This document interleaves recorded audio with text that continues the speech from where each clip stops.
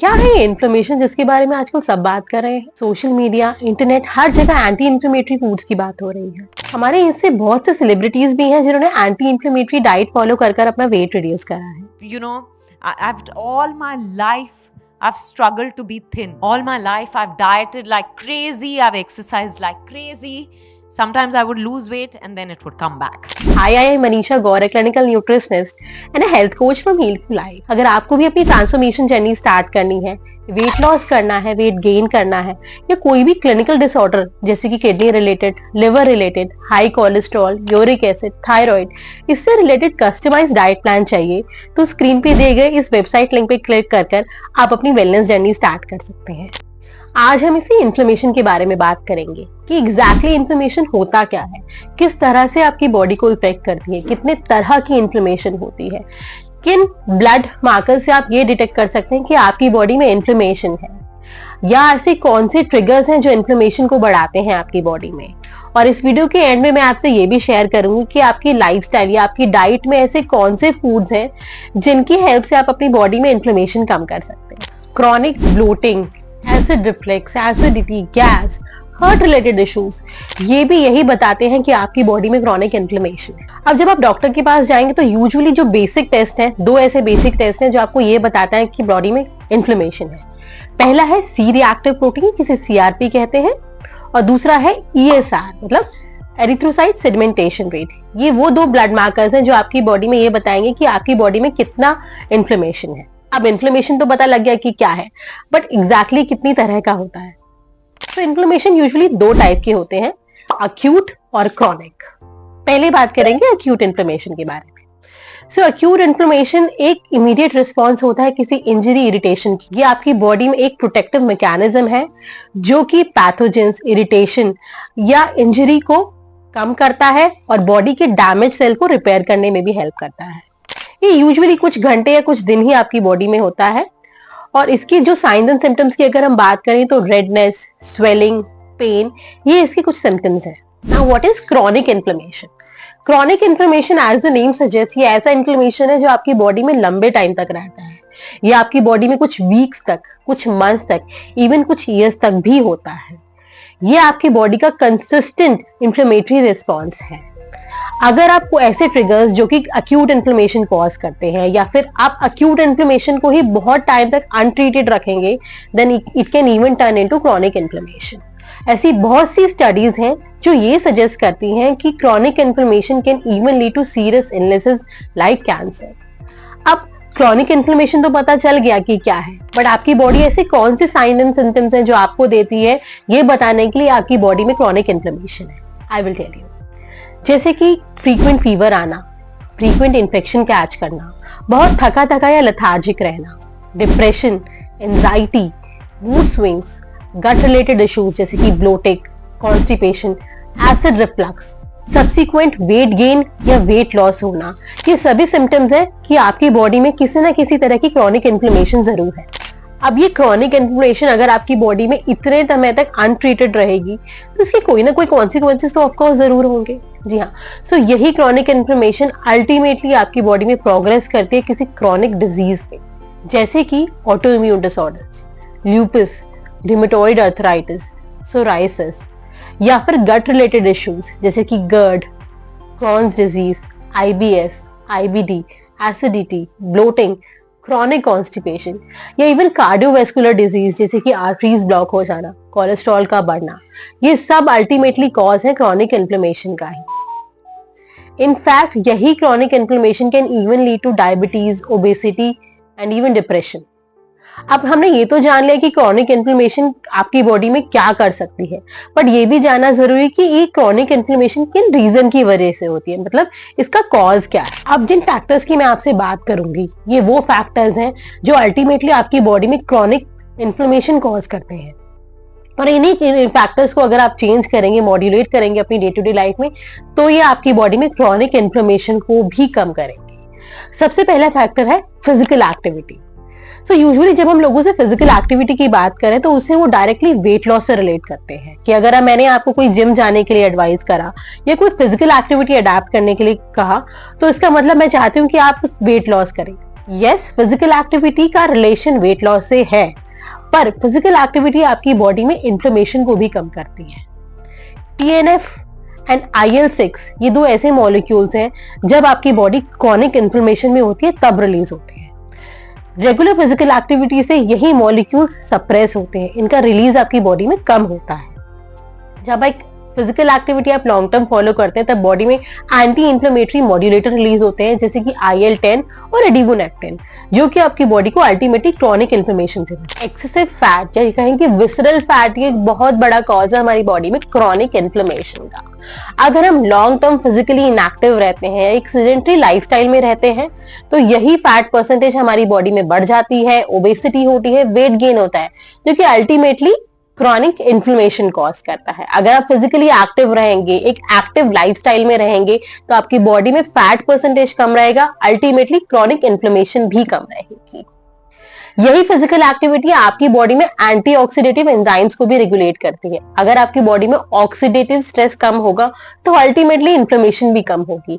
इसलिए physical activity एक अच्छा रूटीन अडैप्ट करने से आपकी बॉडी में ऑक्सीडेटिव स्ट्रेस कम होता है, अल्टीमेटली क्रॉनिक इन्फ्लेमेशन भी कम होता है। रेगुलर फिजिकल एक्टिविटी आपकी बॉडी में कॉर्टिसोल, जो कि एक स्ट्रेस हार्मोन है, उसको भी रेगुलेट करती है। अगर आपका कॉर्टिसोल लेवल रेगुलेटेड रहेगा तो अल्टीमेटली आपकी बॉडी में स्ट्रेस रेगुलेट रहेगा और आपकी बॉडी में इन्फ्लेमेशन भी कम रहे। एक अच्छा फिजिकल एक्टिविटी रूटीन आपकी बॉडी के गट माइक्रोबायोटा को भी रेगुलेट करता है, आपकी बॉडी में अच्छे बैक्टीरियाज को बढ़ाता है और बुरे बैक्टीरियाज को कम करता है, जिसकी वजह से इन्फ्लेमेशन कम रहता है।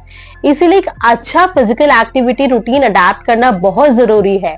या फिर मैं ये कहूं कि अगर आप एक सेडेंटरी लाइफस्टाइल फॉलो करते हैं लॉन्ग टर्म, तो वो अल्टीमेटली आपकी बॉडी में क्रॉनिक इन्फ्लेमेशन कॉज करता है। इसकी जगह अगर आप एक हेल्दी लाइफस्टाइल, एक एक्टिव लाइफस्टाइल अडैप्ट करते हैं, not just for the sake of losing weight, एक रूटीन फॉलो करते हैं, तो ये भी एक बहुत बड़ा फैक्टर है आपकी बॉडी में इन्फ्लेमेशन को कम करने के लिए। इन सब के साथ साथ फिजिकल एक्टिविटी हमारी बॉडी में कुछ इम्यून सेल्स जैसे कि माइक्रोफेजेस या न्यूट्रोफिल्स के ओवर एक्टिवेशन को भी रिड्यूस करता है, जो एक इंपॉर्टेंट फैक्टर है क्रॉनिक इन्फ्लेमेशन के लिए। सेकेंड इंपॉर्टेंट फैक्टर है over use of tobacco, smoking या अल्कोहल।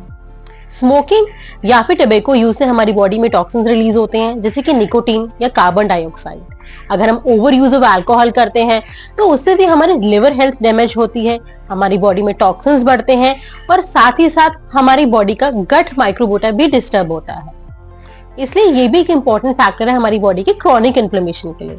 अगर हम इनका यूज कम कर देंगे या इसको बिल्कुल खत्म कर देंगे, वो भी हमारी बॉडी में क्रॉनिक इन्फ्लेमेशन को कम करेगा। जो थर्ड इंपॉर्टेंट फैक्टर है वो है डिसरप्ट स्लीप।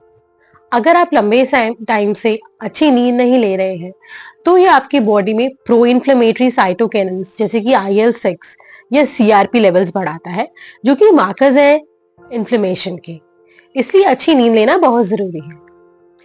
इसी तरह से लंबे समय तक अच्छी नींद ना आना आपकी बॉडी में कॉर्टिसोल लेवल्स को भी डिस्टर्ब करता है। कॉर्टिसोल एक स्ट्रेस हार्मोन है। अगर आप लंबे टाइम से अच्छी नींद नहीं ले रहे हैं या एक रेगुलर स्लीप नहीं ले रहे हैं तो आपकी बॉडी में कॉर्टिसोल लेवल्स डिस्टर्ब होंगे, अल्टीमेटली इन्फ्लेमेशन बढ़ेगा। अच्छी नींद ना आना आपकी बॉडी में सर्कैडियन रिदम को भी डिस्टर्ब करता है। अगर आपकी बॉडी एक अच्छी सर्कैडियन रिदम नहीं मेंटेन कर पा रही है तो वो आपकी बॉडी में इन्फ्लेमेशन को बढ़ाएगा। इसलिए अगर आपकी बॉडी में इन्फ्लेमेशन कम करना चाहते हैं आप, तो एक अच्छी नींद लेना, कम से कम 7 से 8 घंटे की नींद, साउंड स्लीप जरूर लें। एक टाइम टेबल, एक डिसिप्लिन बनाएं कि ये आपके सोने का टाइम है और ये आपके उठने का टाइम है। अगर ये चीजें डिस्टर्ब रहेंगी तो अल्टीमेटली सर्कैडियन रिदम डिस्टर्ब रहेगी, स्ट्रेस लेवल बढ़ेगा और फिर आपकी बॉडी में इन्फ्लेमेशन भी बढ़ेगा। नेक्स्ट इंपॉर्टेंट फैक्टर है diet, specifically intake of trans fat and highly processed food along with high sugar intake।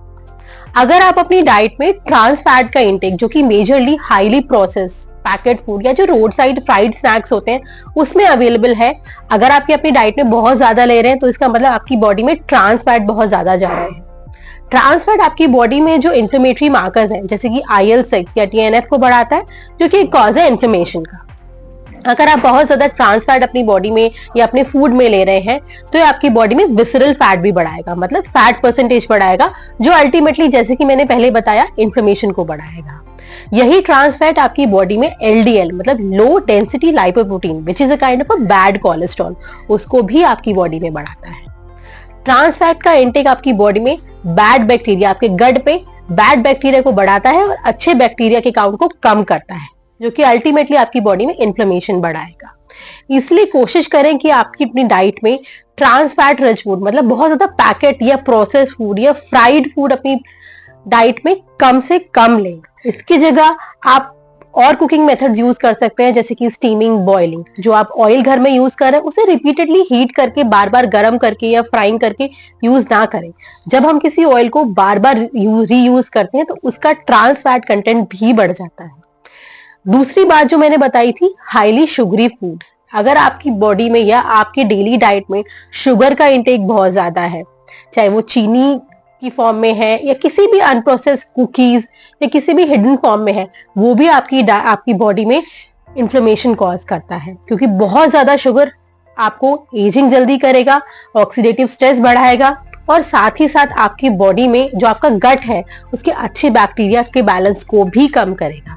इसलिए कोशिश करनी है कि अपनी डाइट में शुगर का इंटेक कम से कम करें, चाहे वो हिडन फॉर्म ऑफ शुगर हो या फिर वाइट शुगर या प्रोसेस शुगर, जैसे कि पैकेट फूड, कुकीज, आइसक्रीम्स, इनका इंटेक कम रखिए। आप नेचुरल फॉर्म ऑफ शुगर्स ले सकते हैं, जैसे कि फ्रूट्स में जो शुगर प्रेजेंट होती है वो आप अपनी डाइट में इंक्लूड कर सकते हैं, बट वाइट शुगर्स या जो आपकी जो पैकेट फूड या प्रोसेस फूड में अवेलेबल होती है शुगर, उसका इंटेक जितना कम करें उतना आपके लिए अच्छा है। लास्ट फैक्टर जो आपकी बॉडी में इन्फ्लेमेशन कॉज करता है वो है एजिंग, जो कि बहुत ही नेचुरल प्रोसेस है। बट एजिंग के साथ साथ आपकी इम्यूनिटी वीक होने लगती है, आपकी बॉडी में बहुत सी कोमॉर्बिडिटीज भी आ जाती हैं, आपकी बॉडी में ऑक्सीडेटिव स्ट्रेस बढ़ने लगता है, साथ ही साथ आपकी बॉडी में अच्छे और बुरे बैक्टीरिया का बैलेंस भी बिगड़ जाता है।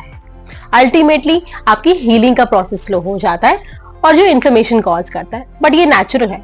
बट हाँ, मेरे बताए गए जो पहले फैक्टर्स हैं, अगर आप उनको अपनी लाइफ में ध्यान देंगे तो अल्टीमेटली एजिंग का प्रोसेस भी थोड़ा सा बेटर होगा और इन्फ्लेमेशन शायद उस लेवल तक ना हो जिस वजह से ये हो सकती है।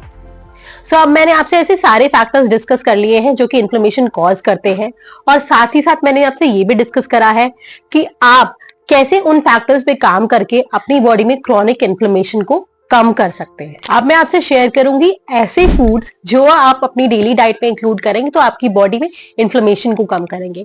इन्हें हम एंटी इन्फ्लेमेटरी फूड्स भी कहते हैं। सबसे पहला बेरीज, चाहे वो रास्पबेरी हो, ब्लूबेरी हो या स्ट्रॉबेरीज हो, इसमें बहुत पावरफुल एंटीऑक्सीडेंट्स होते हैं, जैसे कि एंथोसायनिन्स। इसी के साथ साथ इसमें विटामिन्स भी बहुत अच्छे हैं, जैसे कि vitamin A, vitamin C, vitamin E और विटामिन के, जो आपकी बॉडी में इन्फ्लेमेशन को कम करते हैं। सेकेंड इज ऑलिव ऑयल, जो कि एक ऑलिव फ्रूट का बना होता है। ऑलिव ऑयल बहुत अच्छा सोर्स है मोनो अनसैचुरेटेड फैटी एसिड का, जिसे मूफा कहा जाता है, जो आपकी बॉडी में ऑक्सीडेटिव स्ट्रेस को कम करता है। Ultimately as a anti inflammatory food आपकी बॉडी में वो एक्ट करता है। थर्ड इज टर्मरिक, हल्दी। हाँ जी, इसका एक पोटेंट कंपाउंड है जिसे इन्फ्लेमेटरी प्रॉपर्टीज के लिए जाना जाता है, जिसे कर्क्यूमिन कहा जाता है।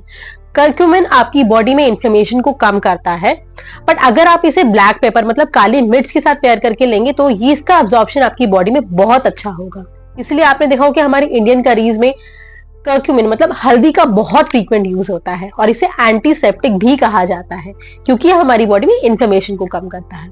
इसके अलावा बहुत से ऐसे फूड्स हैं जैसे कि grapes, tomatoes, broccoli, whole grains, legumes, ये सब एंटी इन्फ्लेमेटरी प्रॉपर्टीज रखते हैं जो आपकी बॉडी में इन्फ्लेमेशन को कम करेगी। ये आप अपनी डेली डाइट में बहुत इजीली इंक्लूड कर सकते हैं और ये बहुत लोकली भी अवेलेबल है।